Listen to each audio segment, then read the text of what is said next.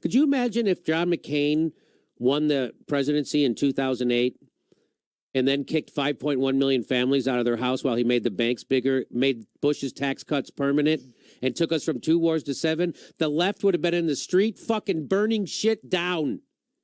But because Barack Obama did it, nobody said a word. Nobody said a word, including Bernie Sanders, till this day, won't critique Barack Obama on that.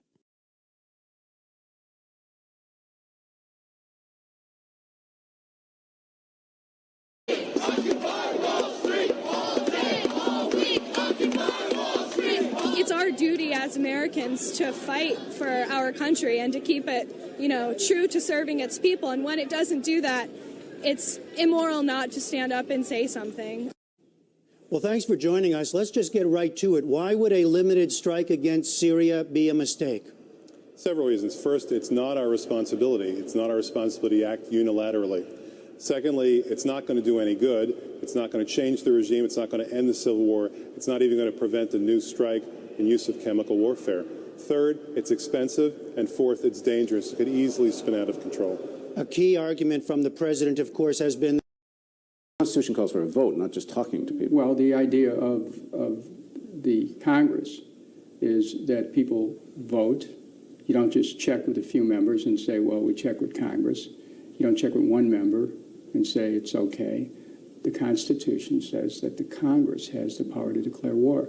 You've actually called for that this could be impeachable. You used the word. Well, it's a violation of the Constitution. Any violation of the Constitution goes into that area where a president could be putting his office in jeopardy. Endorse him, and I said I don't trust him, and I didn't want to say I told you so. I wanted him to surprise me and meet the expectations of hope and change of everybody else. He's completely betrayed his base. A foreign policy based on militarism and brute military force and wars for oil is making us less secure, not more secure. We need to cut the budget and bring the troops home. And we need to end the drone wars. Let me just suggest this. I think there are millions of Americans who are deeply disappointed in the president, who believe that with regard to Social Security and a number of other issues, he said one thing as a candidate and is doing something very much else as a president, who cannot believe how weak he has been, for whatever reason, in negotiating with Republicans, and there's deep disappointment. So my suggestion is, I think one of the reasons the president has been able to move so far to the right is that there is no primary opposition to him.